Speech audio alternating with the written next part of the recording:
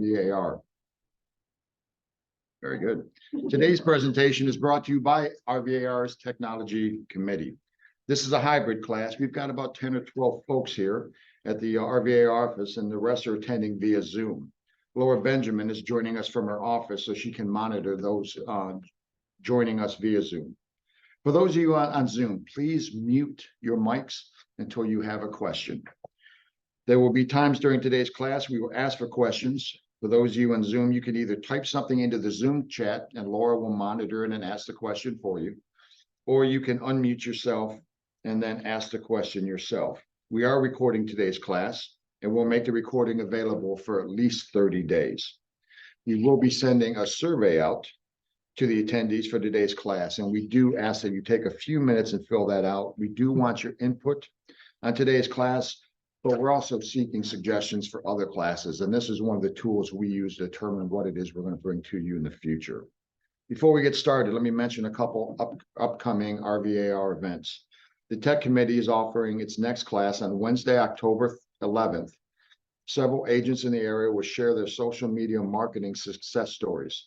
Hal and Chris Cohn will address how they use videos in their business, and Heather Watson will address Reels.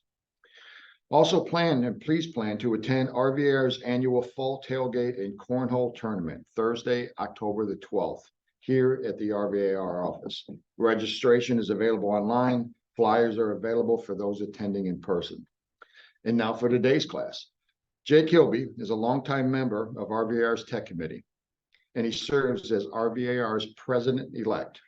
Jay will demonstrate the many benefits and uses of the RPR mobile app. So, Jay, it is all yours. You want to, where do you stay? Over here. Thank you.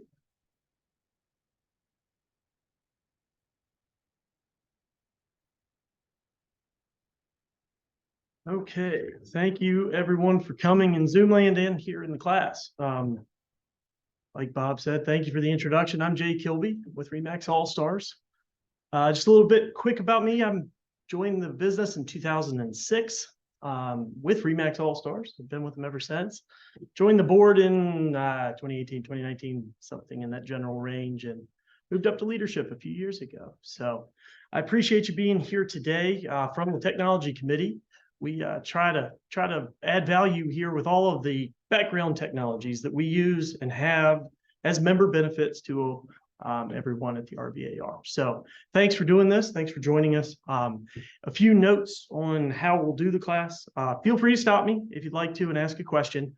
If you're in Zoom, you can either hit the thumbs up button, throw it in the chat on the right-hand side. We have two people watching the Zoom, so if you want to chat, you can do that. If you're in the audience and see a chat, let me know. Or if you have any questions, I'll repeat the question so everyone will know kind of where we are, and we can go from there. So I guess we'll start. Is everyone signed in thus far to the RPR? So today's class is focusing on the mobile. Some of you I know were in the previous class that was on the RPR, and we did the desktop version. So today's focus solely on the mobile. So hopefully we'll add show you some new features they've added, so show you some details that you can use. This was put on because of the Tech Committee. We all kind of came up with, this is the best version of a mobile app that we have available at no extra cost to our members.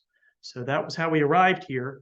And I think generally speaking, most people have used this app more than, say, FlexMLS's mobile or certain things. So we want to make sure everybody understands all the tools that are available, because there are several unique tools within the RPR versus, say, the FlexMLS mobile, or having to go to even Zillow or whatever else. So we're going to talk about a little bit of using it while interfacing with clients, while also how you can do something on the fly from a parking lot in between appointments. So everybody signed in? Everybody good? I'm going to be using an Apple device, so we'll be on iOS. I'm happy we do have an Android device. We can look things up. If you have any questions there, they're pretty much the same, small differences in a few spots, but generally speaking, they're pretty similar. Everybody ready to jump in? Okay, I'm going to share my screen. Give me 1 second to get that set up.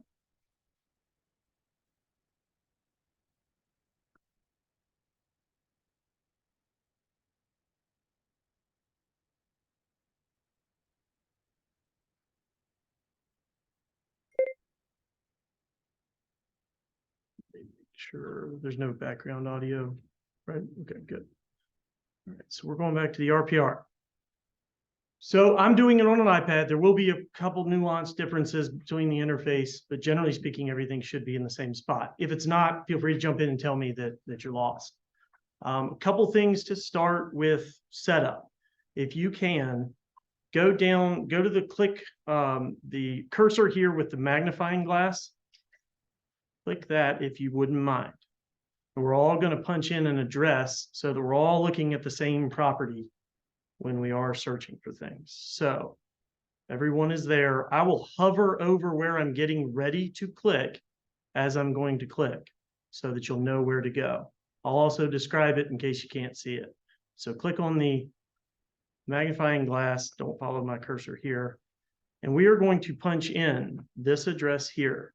So just for privacy reasons, we're going to do a piece of property outside of our area. So we're not talking about anybody's friends or looking up any private sensitive information. The address is 11333 Old Washington Highway. So it's up here in the top left corner where we are. I'll give you a few minutes to get that in there and get it correct.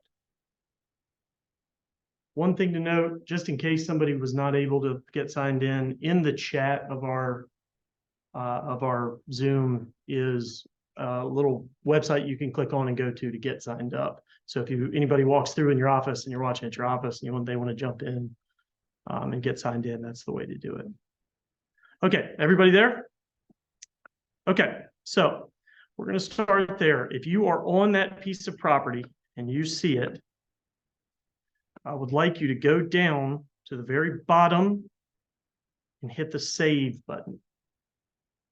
It's not going to be relevant for after the class. It just is going to allow us to quickly get back to it if you get lost. So click that save button. I'm going to show you how to quickly get back. If you hit the home button in the RPR, which is always in this top right-hand corner, if you get lost, click down here on the saved, and this first address should be one. For future use, if you want to save a property that you can always refer back to, this is the way you do it. Just jump in and hit that heart button at the bottom of the individual listing of a house, and it will stay in that saved folder until you manually take it out. I just use that address for teaching these classes. Okay, so we'll come back to this in just a minute. We're going to start with why the RPR mobile is the best app. You've probably noticed it. The FlexMLS does a lot of things really well. They're improving it every day, but their mobile app is a little bit slow in the technology and in the actual functionality. It's slow to load. It's slow to pull up sometimes, especially when you're in the field, may not have the best cell phone service. It's a little bit slower. So the RPR from the NAR as member benefit is a lot quicker, a lot snappier to get your information. It has information about housing inside of our MLS, public information from outside of our MLS. So think going to a GIS website, it has that information. So most parts of the country participate with the RPR. So from a national database standpoint, it's the closest way to get anything. Say you're looking up a piece of property in Oregon and your friends are getting ready to move there. You just want to take a look at it. Great way to start by searching in that way. So you can start on the home page. If everybody will click in the top right-hand corner, just make sure we're all on the starting page. One of the methods that this is so wonderful for is when you are out in the field and you are with a client. You're running into a problem, you're running into a house. The last few years have been pretty tricky. When a house comes to the market, you got to be there in a few hours, take a look at it, or else you're going to miss out, right? So you don't always have time to go home, print a report, get out to the house. This is a quick and easy way to find information about an individual listing. So just clicking on the search bar, you can search by address, but that's not necessarily the most useful way of doing things. If you are nearby to a house, you can click this third icon over from the top, and it will load the data for your proximity. So say you're sitting in front of a house. I'll give you the specific example where I use this and have found it to be most helpful. A couple years ago, sitting in front of a house, it was a young girl that I had shown property to. She's probably 22, 23, buying her first house. So we met at 5:30 when she got off of work, line out the door to get in, and we knew it was going to be a very competitive market. What I didn't know, I'd been showing her houses for probably 6 months. It was tough. What I didn't know was that day, her father from Indiana was going to show up. We're standing there and we walking up towards the house. And he says, "You guys sure like buying expensive properties on the side of a mountain." It's like, okay, so that's the type of appointment we're going to run into. He's going to try to protect his daughter. So I knew I needed to have all my information together. So one of the things that happened was I was a little bit outside my comfort zone. I was in Southwest County. I'm just a hillbilly from Botetourt, and I don't know anything about those neighborhoods over there. So I wasn't familiar with exactly where, what the neighborhood was like, what the overall, and I think I'd shown a few houses over the years in there, but I had no earthly idea what the average price was. So I walked into the house and I knew I was going to get the question of, this is incredibly expensive for the neighborhood, isn't it? Well, probably not. I went in very quickly as we were walking into the house, hit that first button where I did a proximity search. So this button right here, hit that proximity search.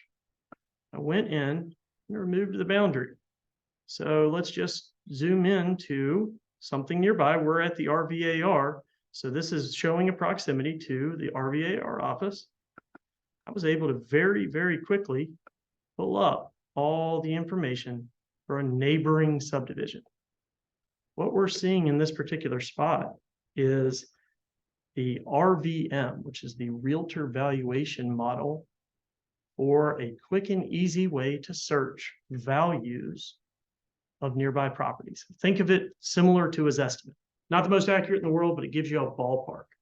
So pieces of properties right here in this area all come up with this gray block right around the listing.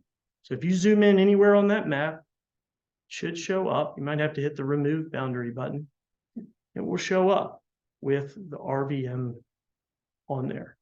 If you click in this top right-hand corner under filters, that's where you can pull what information you want to show up on that map. So if you notice, the first two transaction types are what is for sale and what is for lease. This is both saying yes. So that's only showing MLS information that's currently in the MLS, so actives, pending, solds. But it's also showing that realtor valuation model information. You can also switch it by clicking this public records, and it will show you all the tax record information.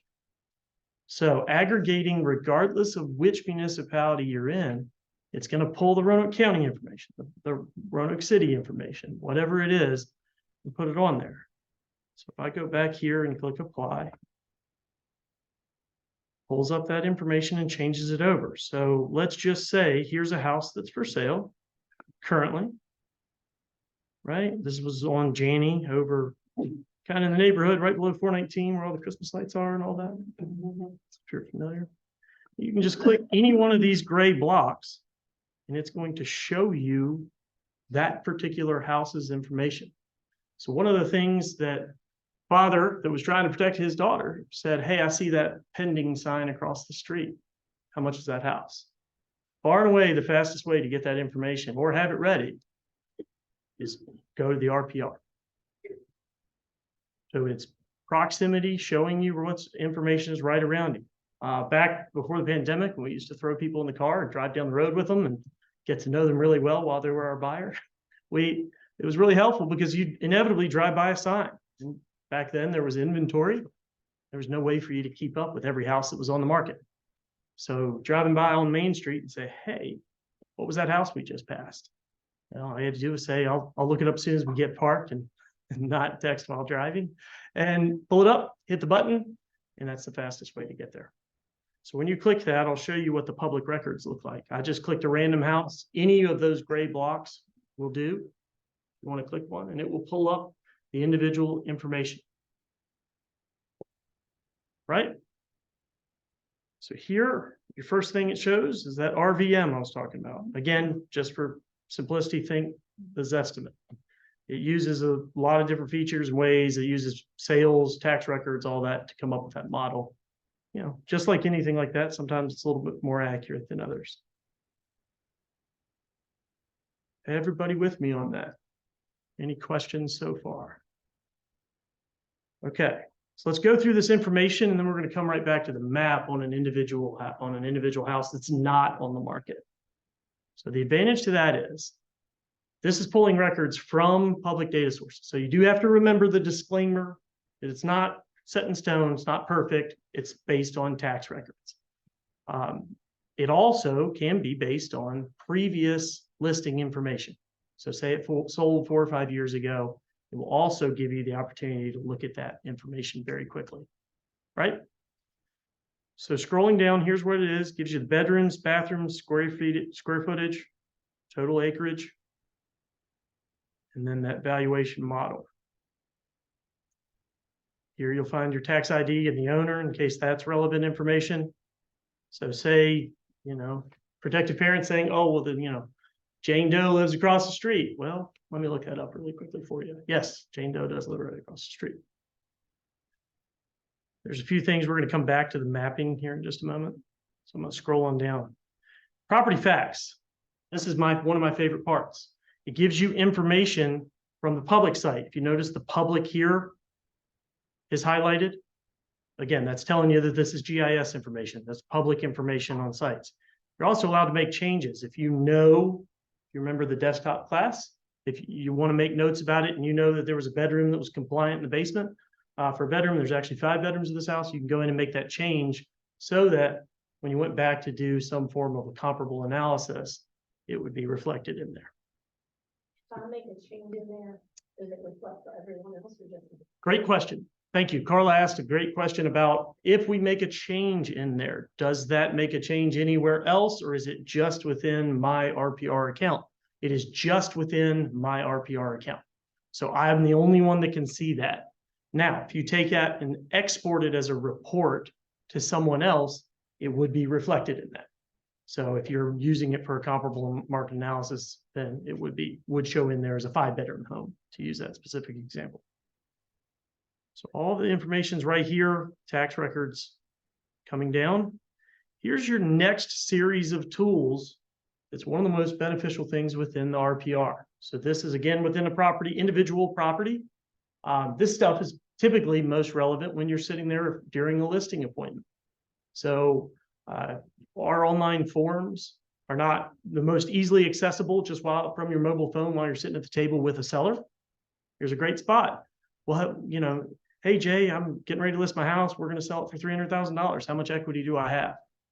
You look right here, seller's net sheet. Let's just go ahead and create one real fast. Click that link. So price is $316,900. That was just pulled directly off of the RVM. So I can always change that. So let's just say it's going to be $400,000. First loan, they've got a loan for $212,000. Okay, then we hit the add loan button. Oh, my fault. Go back. Sorry, don't hit that add loan button. The add loan button, what that does in that particular spot, it allows you to actually add like interest rates and all the terms. So it'll help you calculate. If you're doing it on behalf of a buyer, it will help you calculate how much is remaining, assuming they made all their payments on time. But you just leave that button blank as a seller side of there's $212,000 off of it. It'll add in commission for you automatically. You can change the commission. You can manually change how much it's going to be. Escrow fees, which would just be like closing costs in Virginia. There's a lot of terms around the country for what they individually are. Escrow items would just be anything, again, that you're holding back for, think repairs or something along that within the transaction. You can add in taxes, title insurance if you're doing it for a buyer. It's a pretty thorough list of most of your things that will show up on a settlement statement to give them an accurate number. So I'm going to put in, let's just say $100 for a termite inspection. And then let's just build in, say we're going to build in $5,000 for seller paid closing costs for the buyer. Come down here, hit that save button, and then it pops right back out. So thinking just how quickly you could put together a seller net sheet while sitting at the table instead of saying, oh, let me get back to my computer and I'll email it to you as soon as I get back to the office. So if they want to run through scenarios of, well, if we got this, where would we be? whatever it is. Really, really quick, easy method to pop out a number with good accuracy. Any questions there? Let's see. Okay. Another tool here, the CMA value. This is, again, if you just want to do quick and dirty numbers on a house while you're standing there in a home, you can start your CMA from this process. It will automatically pull close by listings that are of similar quality, and then you can adjust the ranges. That's a little bit too in-depth to get that started while we're sitting here today. The mobile version is a little bit easier than the desktop, but it still takes a little while. Yep, because there's just so much information to pop in there. Similar to the seller net sheet, you can also estimate equity. So think this is on the buyer side of thing. I'm going to calculate that. This is from a buyer side of just figuring out if we can calculate how much their loan is. You can figure out approximately how much a buyer has in equity. That was, just to put that into perspective, that was a little bit more popular back during the Great Recession. You were always looking to see what advantages you could get. You could get populated information on their mortgage just to see if, let's just say, a house was what you thought was overpriced, and they had a mortgage and they were underwater on the mortgage. It was just quick and dirty to be able to calculate, are these people potentially underwater if we make this offer? So that was the intended usage of that one. Okay. So those tools are available on any individual house. And again, you can save it so that when you do get back to your computer or whatever you're doing later, all of that information that you calculated with your person, it's right there, available still in the app and only accessible to you, unless you choose to send it to someone. Everybody with me? All right.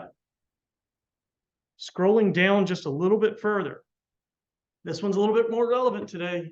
Mortgage calculator. I use this all the time, and I'm kind of shocked by it all the time too. This is just the quick and easy. I used to pull up the information while we were standing in a house. If you were starting off, somebody asked, your first day out looking at a few houses, and they haven't necessarily talked to somebody you grew up going to high school with or whatever, and they haven't even talked to a lender yet, and they're just kind of throwing a flyer out there. Well, maybe we would want to move. This is a quick way to get them just a ballpark figure of the numbers of what it would cost to get a mortgage right now. Here's what I really like about this. If you notice right down below mortgage calculator, price, we can always change that.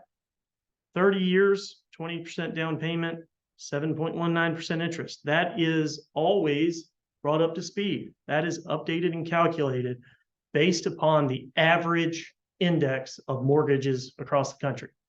So I don't have to pay attention to what the mortgage rate is that day. I just have to know that it's good to tell them, hey, this might not be the exact rate you get, but here's just an average from nationwide, what you should be able to get with those terms. So if you needed to, it'll give you calculations here on principal and interest. You can also add in property taxes, homeowners insurance, and then any HOA fees. Hit that button right below that to change any terms you want to change. So say you wanted to make it 25% down and see what the difference in the payments is, just approximately.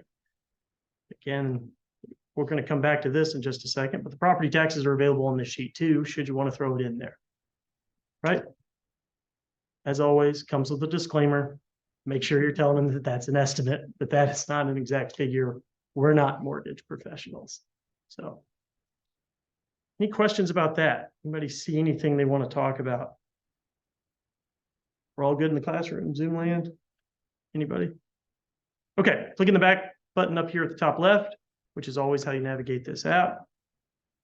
You can scroll on down to the additional resources within the property. The Evaluate number is an absolutely fascinating tool. It's not necessarily the best tool for mobile, but they want you to be able to use it and start the transaction from the mobile side. So Evaluate is so you can analyze investment property, multifamily property. It allows you to bring information in to look at rent rolls and estimated cash flow analysis. It is a truly wonderful free product. It is far and away the best free product within this. for the advanced users. That would be a separate, probably 2 classes on just that program. So something to keep an eye on. And if you are working in that multifamily sphere or even commercial and industrial, it's great tool to be thinking about, because it's not available otherwise that I've ever seen from a free product to us here in the local area. A couple more things that I use this for very frequently. Who was around Roanoke City in 2009 and 10 when they were closing schools? You may remember that? It was a nightmare because everything was redistricted. Everything you knew in the entirety of the time you've been in real estate about school boundaries was gone. They were closing schools and you literally drove by 2 schools to get to the correct elementary school. This automatically pulls it for you based upon GIS maps. Second reason that is very, very, very helpful. Does anybody know, it's probably come up, does anybody know how Zillow does school systems? Anybody? You look at Zillow, buyers looking at Zillow. It's one of the most common mistakes that I see the public make. They look at the closest one. It's by proximity. So just to use a specific example in Roanoke City, 2009, they closed Grandin Court Elementary. No, Raleigh Court Elementary. You had to drive by Raleigh Court Elementary. You could see Grandin Court Elementary, and the kids went to either Wasena or Heights or Virginia Heights. Wild. So you could see it standing there. And when you looked on Zillow, it said closest elementary school. But you're in the wrong district. And buyers may think that that's, as true as anything you can get. This is actually pulling the information from the data source and the overlays from Roanoke City or whatever GIS information that it's grabbing the source. Secondly, you can back it up very quickly by clicking the listing data. So that would be from our MLS. You can make sure that the 2 match. This particular house doesn't have it because it's not listed. So that's the only reason that's not there. Okay. Here's some owner facts. So it's a great way to look up, again, just the ownership structure and the legal information. So if you just need to know, hey, which section of the orchards, there's 12 sections of the orchards out in Bonsack, and you can't remember which one's which. Great way to look that up very quickly. This is another one that's coming. The RPR is ahead of the game when it comes to information that's coming. One of the things that's changed for us, you've probably noticed, we used to be the gatekeepers to the information. We told everybody where the listings were. Not the case anymore. We're just the ones with the more in-depth information and providing it to the public. We already have a button here where eventually it's going to be a requirement to have public record, public plats, and surveys available online. Roanoke City has them, if you've noticed, with engineering and deed cards. Roanoke County's in the process of uploading them. Some of the other municipalities are in the process of doing it too, right? Eventually, you'll be able to click plat map. You can't right now, it just shows up no plat map. But at some point, that will actually be relevant for us, and the RPR is already ready to go. So how great would that be? Be able to pull up, you don't have to go look on the FlexMLS documents tab, which I don't know the percentage, but it's not often where it's supposed to be. And you can pull up a plat from public record. Another useful tool, it's got your tax info on it.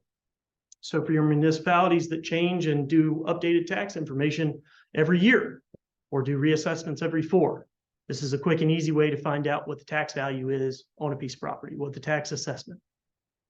And if you notice it says swipe here, you can swipe it over year by year and see each number and how it's changed. Right? There's 22, there's 2021. Okay. Yep. Also notice that bottom blank, total tax amount. It'll actually give you what they pay in taxes. So if you need to, you can, yeah, it is a relevant one that sometimes you do need. The next best way to find that is CRS, our internal tax records software that we've had for a few years. Great way to look it up, but CRS doesn't have your tax information. So unless that property's on the market, no efficient way to look up the actual tax amount, tax record information. Well, now it is. Here it is in palm of your hand. This one's fun as we live in an area that seems to be a growing retirement community because of our low cost of living, beautiful mountain views. Parkway access. Y'all keep going.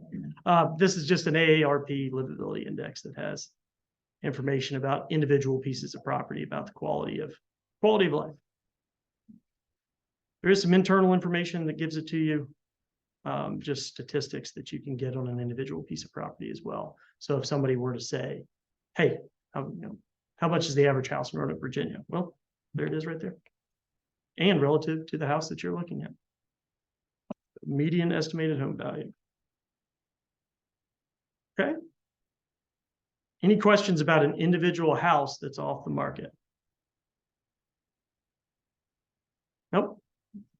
Okay, if everyone will follow me, we're going to scroll all the way back up to the top.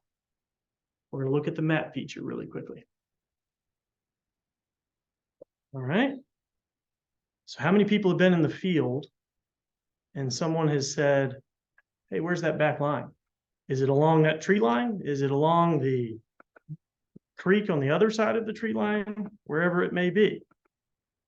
Well, you can subscribe to a lot of different services like OnX Maps or wherever else, but you got to leave the app and go somewhere else.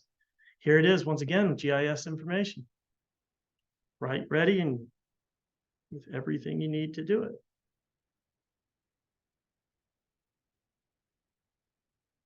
Everybody see these boundaries? So again, comes with that disclaimer, it's tax record information, but we'll give you ballpark locations of where everything is. There are a few overlays that you can get. They do have traffic. So if you are more in the commercial world and looking for a quick look at traffic count of 419 while you're looking at a piece of property, it'll just pop up and give you the traffic info. Let me see the traffic count. So it'll show a little overlay anytime you see the orange triangle. It is showing up to 6,000 a day. I don't think that one might be terribly accurate. I hope there's not 6,000 cars on Berry Hill Drive. Okay. Oh, my fault. I apologize. So you can hit the listing information. It will pop you out because this house is not listed. You can also hit it for directions. So let's just say you're out there, you needed to get information about the next house you're going to or a different house that somebody brought up and you know it's a vacant listing. Hit directions and it automatically populates the directions and navigation on how to get there. Yes, sir. We've always got a question from Zoom. We've got a question on Zoom. Go ahead. Oh. Yeah, unmute her. Okay, this is Laura Griffith. I missed the first part where you had all these little gray houses pop up because I was trying to sign into the app. So I'm on the same page as you, but I don't have all those little gray houses. I only have one gray house. How do you get all those little gray houses to pop up? Okay, let me show you. I think we're all on Zoom land, but just in case, I will go back to how we got to there. I'm going to show you from the start page where we are. Yeah, so I'm in Botetourt County. So when you're on that screen, it says Cave Spring. I'm seeing Blue Ridge. Perfect. So maybe that's the mix up. I mean, Yeah. I can't do what you're doing there. Okay, it should still work. If you want to hit it, I'll do it this way. So I just punched in the magnifying glass and punched in Blue Ridge, Virginia. So we're should be on a very similar page, right? The only thing you may need to do, and depending on if you're seeing this or not, hit that remove boundary button if you're seeing it, because then it'll bring up every piece of property. Is this similar to what you're seeing now? No, I ended up going too far back and got out of the app. All right. This is So a good hit the exercise. magnifying glass and 24064. and put in my zip code. Yep. 24064, Blue Ridge, Virginia. Loading data. Okay. So Remove the boundary. Got it. for what it's worth, it's a useful exercise too, in case you need to look up the boundaries of a zip code. It's right there available to you. Awesome. You can click there. I would suggest hitting remove boundary just because Got it's right. So now, if you'll come up here to the right-hand corner under filters. Everybody see that?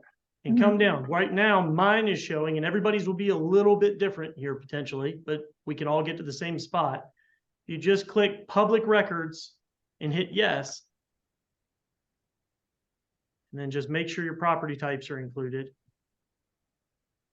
Hit apply. And then what we'll do is you have to zoom in just a little bit closer. Like I'll go over behind Blue Ridge Minute Market. And it will show you, it will start populating the properties. The more you zoom in, the closer the information will be relevant. Okay, got it. Is that able to work for you? Yes, sir. Great. So let's just say, let's use that example. I'm going to zoom out just a hair. And let's say we are in Blue Ridge. I want to change it back to just the information that's for sale. I just go back to that filter, hit for sale, and then come down to the bottom and hit apply. If you notice, the listing statuses can be changed here. So say you're on the fly, just looking at stuff. We've got to be in the Blue Ridge School District or whatever it may be.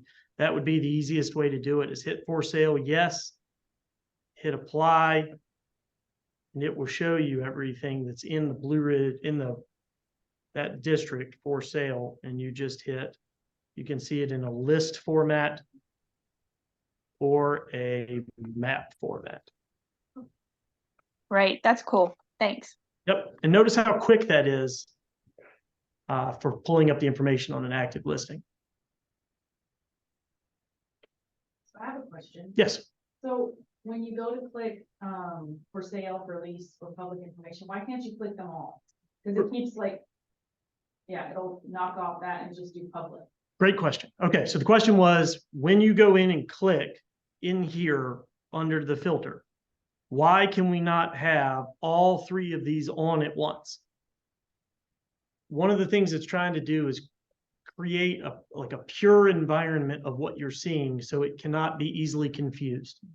We can't be saying this realtor valuation model, the numbers that pop up when it's gray and showing public information, we can't be saying that that's what it's for sale for. And so the information behind the scenes, you have to have a demarcation line between the two of this is actively marketed or this is pending, whatever it may be, from anything that's estimated or tax public records. So they will never, whether you're on desktop or mobile, they're never going to let you show all that information at one time so that it could be easily confused. Great question though, because I spent a lot of time trying to figure out how to turn them both on. Okay. Any question relevant to what we're doing or what we're seeing there? I have a question back on the school. Okay. One of the schools was A minus, one was A, one was A. Yes. Who determines? Let's just pull up a specific one and I'll show you. I'm just gonna, you don't need to follow along necessarily with me here. Let's just go to a specific house. And I'm gonna scroll down. So I'm on a specific house looking at it and the schools are showing here. That is a wonderful question from How Everything. What the question was how do we determine what these grades to the left-hand side of this column under the schools at an individual property? So we are back probably, what, 5 or 10 minutes ago where we were on the school zone for an individual house. If you need more information on the RPR, they always put the source of the information as close to the information as you can. You don't have to go searching for it. If you click show full details, it's going to tell you where this came from. So if you scroll, well, no, it's not. You have to click one more and click school report. I believe, if I'm not mistaken, it comes from Great Schools, which is a commonly used public site that grades data. I think they use testing information, truancy numbers, and then graduation rates most commonly. So you can also run that report on, in this particular case, it's running it on Colonial Elementary. You can include it and actually give that to the individual buyer or seller if they wanted to see it. Thank you. Yep. Yes. Another question? Yes. Yes. A question I get often from folks coming in from other areas is about flooding. Is that going to be on that plat piece that's not there yet, floodplain? So floodplain information, the question was on this plat information, which is, let me scroll down. Again, I'm on an individual house here in this center line where it said check for plat. The question was, will that eventually have flood zone information? I don't believe this will be the spot for it, because what this is for public records of some kind. We're headed there. We're not there yet. Currently, you can subscribe to county courthouses or city courthouses for online access, but you have to pay for it.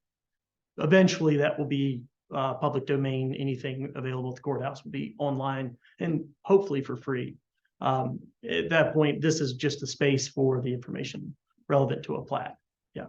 Flood zones are in the mapping features, although it's not one of the true talents of the RPR for the flood map. Where is it on the map? Let me just show you where we can do. If you go again, just pick any random piece of property, or let's just come over here. Let's see here. I know there's a creek down behind Janie. Let's just pull this one. You can click on an individual listing. So I'm on the Janie lane. If you click map, and it may actually not be on the mobile. They had a lot of problems with it back several years ago, because it was when you allow a LOMA, which is like a change to a map, sometimes they don't get recorded quickly enough from FEMA standards. And so they pulled a lot of those. Your best information to find flood records is to go to FlexMLS app, then click on the CRS data, and it will open a mobile web page and take you to a flood map if you click on the map feature.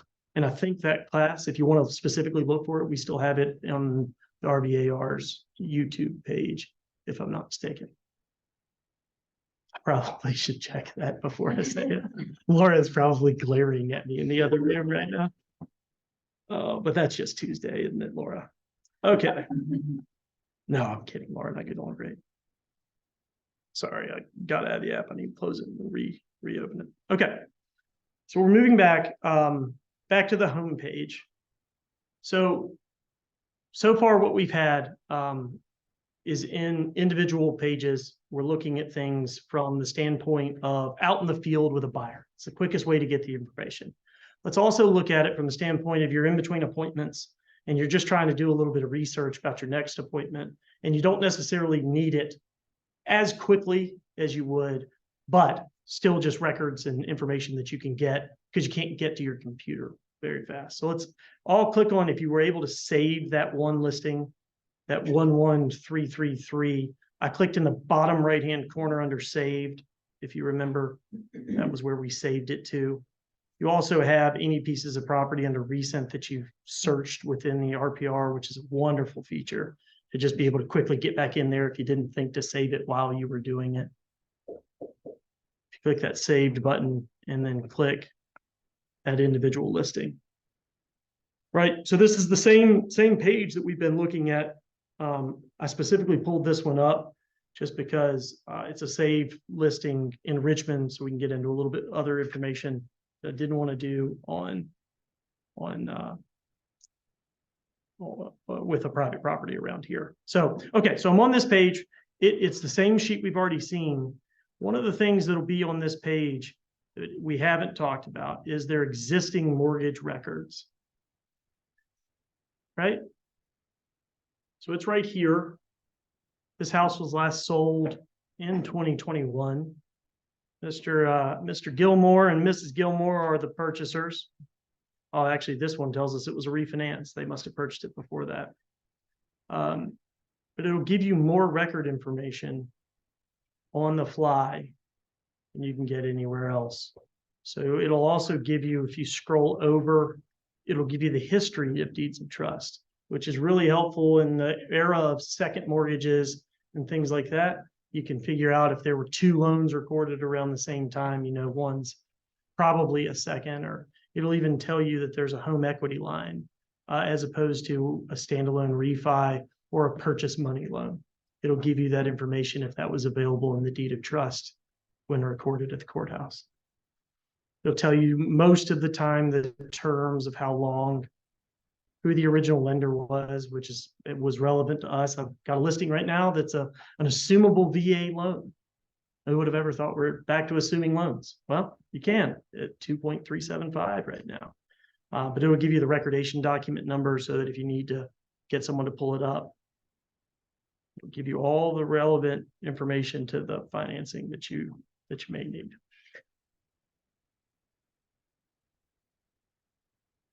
Any questions there? Okay. So let's scroll back up. We're still on this 11333 Old Washington Highway. Few things at the top to note. You can look at Street View in case you're trying to pull it up. It's a quick way to look at Google Street View or Bing Maps, the aerials from there. And I apologize, I have to shut down the app. There's a glitch on the iPad program that won't let me go back to the main listing photo. But it is a live link to the Google Maps image in case you want to see it. If you notice, I can scroll around and do just like I could on Google Maps to get the street view. So instead of having to go in and try to remember the address, just punch it in one time, it takes you straight to Google Street View. Okay? Ignore this part. I've just got to get back into it. Okay, so back to the map feature.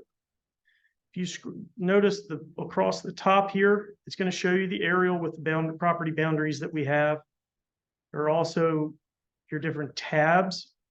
So you got your street view here, your just overall map, your schools. So it's anything that's further down within the page, you can get to it here quickly. They deemed that to be the most relevant info. You can also scroll down to the individual map. Once again, your various source, it's coming from various sources here. You can click the about data and it'll tell you exactly where it got it from. POIs, just in case you don't know the acronym, is points of interest.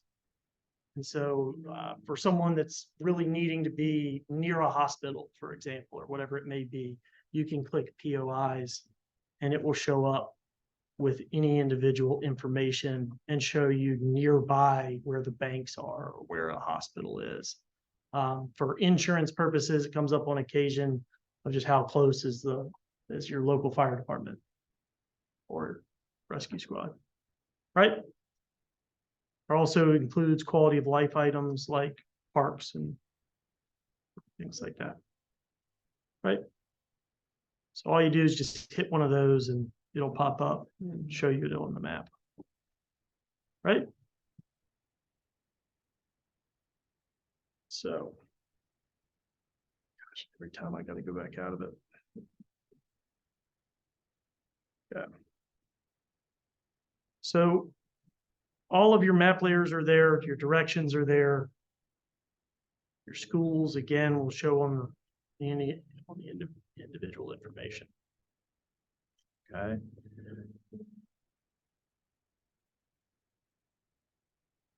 Everybody see where we are? I think everybody's with me. Okay.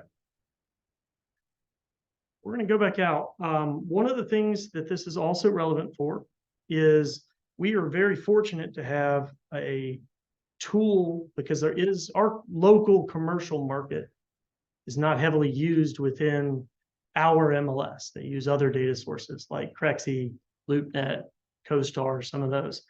So the RPR is a great aggregator of information. So I don't know how many people here individually do commercial, but sometimes it's hard to find the information. You have to check several different sites. So if you click the gear location at the top up here for your settings, you can switch over to the commercial side. So this is far and away the best mobile version for commercial as well. So for those that do commercial, this is widely used. Okay, so you click commercial and it pops over just to notify you that you're in the commercial. If the data looks a little bit off, it changes to a different color so that you can see it. And again, all the same information is there. You just click on that nearby button and you can click an individual piece of property. Right? If you notice, the blue is things for sale, yellow is things for lease. And it even gives you 18, which is $18 a square foot. I'm just showing you the filters. They look the same. The same information from the residential side is here on the commercial. So all your tax information is looped in just like it was and available for public record information. Right? Note one thing here, and this is probably relevant for the information too. You can filter out all your results for residential and commercial very easily just by scrolling down within those filters. You can even change it by list price. So if you're in the field and wanting to look up houses that are on the market between 250 and 350, this is where you would do it under the filter tab. So a little bit easier, a little bit more seamless than the FlexiMLS app. Not that it's relevant now, but at some point it may be in the future. There's also statuses, distress statuses of just foreclosure, non-foreclosure, pre-foreclosure. You can even take those out. Okay. Any questions? Yes. Yes. You say that investor analysis, that might be an upcoming training, or is there one out there already? So the question was for the investor analysis, is that an upcoming training class? We've talked about it. I don't know. It's really down in the weeds. It's this. Let me show you just so everybody's on the same page. You click on just in any individual listing and you scroll down to that apps section. Oh, sorry, it's scrolling too fast. You scroll down into there right below into additional resources. This evaluate model is what it is. We could look at it. If you want to see that, put it in the feedback. We've talked about it. It is so in depth that it would take a little bit of a longer period to go through it. It is very, very useful, but also in depth. Okay. Right. Okay, last couple things that I want to tell you and show you about, just so you can do it. If you notice down here on the bottom, and I'll admit, I don't use these features the most, but it does lead into and appears to be something that the RPR is growing towards. Right now, it's been a weird market the last few years where we've had everything just sell so quickly that we are not looking at, well, why isn't this house getting shown? Or, why are these things sitting as long as they are? The market trends button here at the bottom is on the mobile now. It's fairly newly released in the individual mobile app. The nice thing about this is it gives you a very, very quick seller's glance. It's easy to quickly look at two different markets. Let's just use the example of, because we're sitting here and hit the nearby button with Cave Spring as the market trend. This is where we are. We're in the market trends for Cave Spring. Well, we can very quickly look it up just because we did it earlier. We could switch this over, click here in this, change that back to that Blue Ridge, and you can compare an individual market zone and what's going on there. The seller's market is basically looking at how many listings there are relative to how many sales there are and the total information. You can also share all of these reports with someone fairly quickly. So if someone says house, 24015, for example, you can very quickly get them a report out the door of just total market inventory. So I don't use it a lot just because the desktop feature is so robust and easier to navigate. But if you needed to look at a market snapshot, you still can do it very quickly. So you can talk educated to your next person. Here's your key details, just showing your inventory and your listing to sold price. Here's the listings. So it gives you anything from total sales volumes there. The total number of properties is always one that seems to be popular. How many total listings are there in Cave Spring? Well, right now there's 39. That's a quick, easy way to grab that figure. It'll also scroll down, show you graphs that you can share very quickly. You can clarify things. If you notice here, you can change the property type. But it shows a lot of that. One of the things that's kind of neat, literally last month, they launched it like right after we announced this class was going to be done. That I don't know about you, but the last thing I fill out on every listing that I put through is the public remarks, because I just hate having to write the narrative, right? We're going to who says ChatGPT isn't useful. Well, there is a program that will write it for you now within the RPR. You can't do it yet from the mobile, but it's baked in to where it will write it for you. I tried it out in preparation for the class, and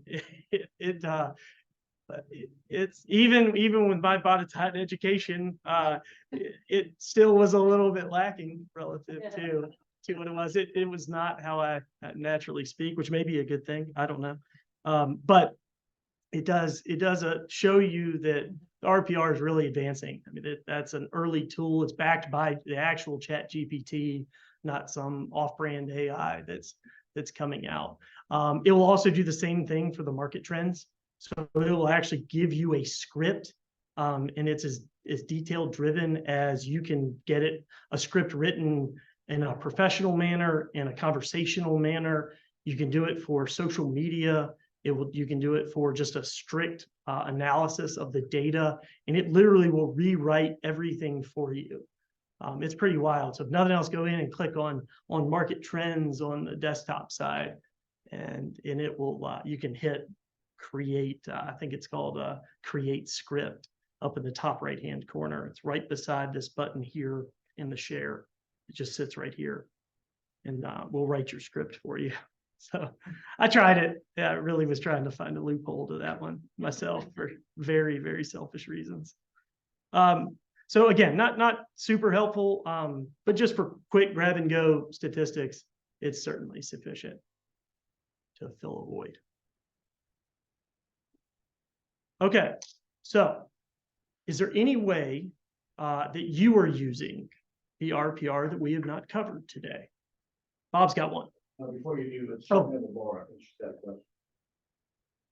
One of our folks, Laura, do you want to unmute yourself? There we go. Yeah, so I was following along again here on my app for Blue Ridge, and where you have the sold listings, for some reason, all I have available for a button is the number of properties. I don't have all the buttons you had showing, and was wondering why. So let's all go there. Let's hit the home button. It's always useful to be able to have everybody go at the same space, same place. So we're at the home page. I'm clicking the magnifying icon. We're on 24064. Is that how you got there, Laura? Just so we're on the same page. Possibly, I guess remove the boundary, but I mean, I was following along with you there. Let me see what I clicked on at the top. Market trends is where I'm at for Blue Ridge. Oh, okay. I'm sorry. I thought you were saying you were on a listing. Let me get back there. No, So- I was following along with market trends, comparing what I saw compared to Cave Spring. And when I go down to, I mean, you'll see I have some sharp spikes in my Okay.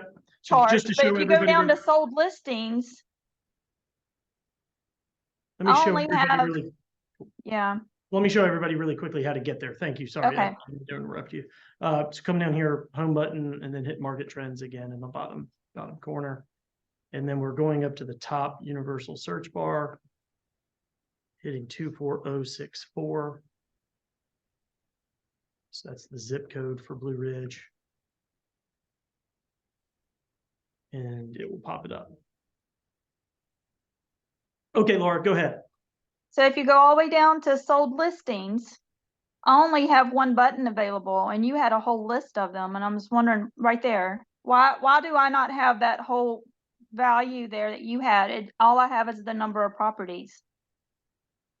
If you had a whole string of buttons there and I didn't. You mean right here? Yeah, no, where it says sold listings, when you were looking at it at Cave Spring, you had all the Oh. options, and I only have number of properties, and I was wondering why. Let me go back and look. Everyone stay on the Blue Ridge side for a second, and yeah, my guess is. See right there, see your sold listings, if you go back Yes. up, you have a whole string of buttons there, and I don't have those. All right, let's try it this way. I did type 24018, right?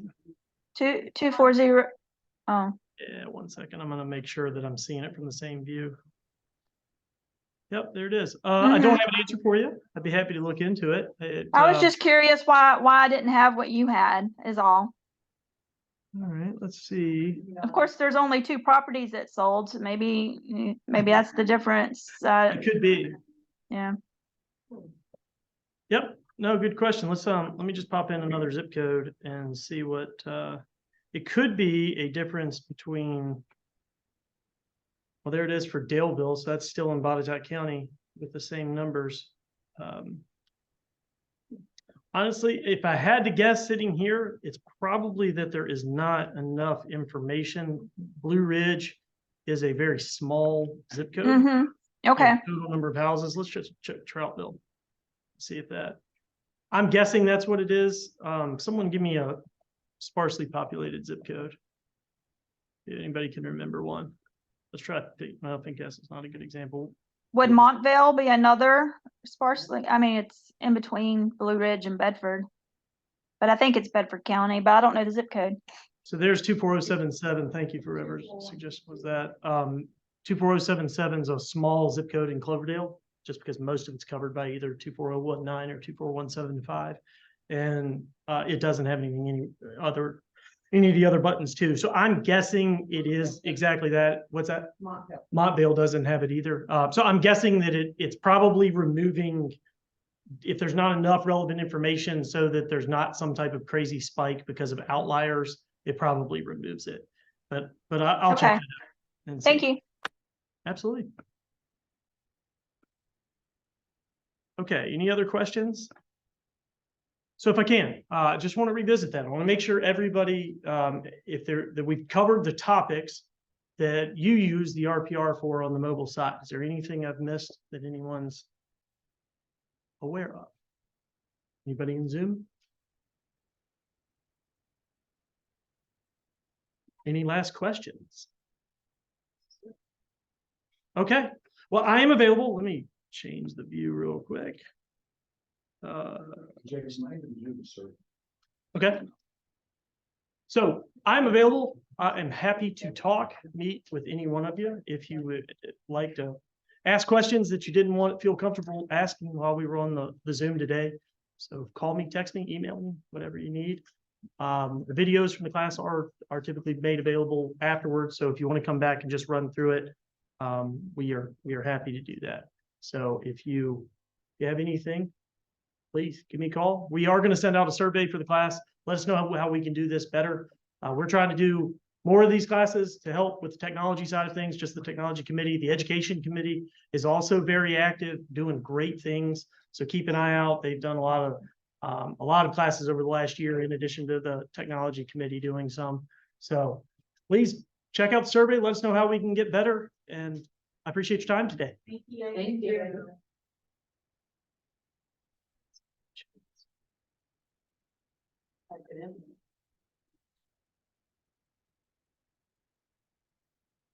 We